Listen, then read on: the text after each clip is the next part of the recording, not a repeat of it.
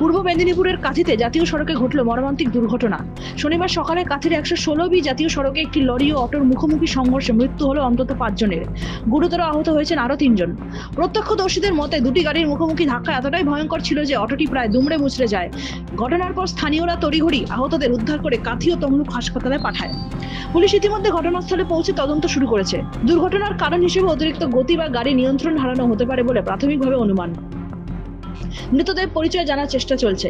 এই ঘটনার জেরে এলাকায় ব্যাপক চাঞ্চল্য ছড়িয়েছে। পূর্ব মেদিনীপুর থেকে নিজস্ব প্রতিনিধির রিপোর্ট, এনএম নিউজ।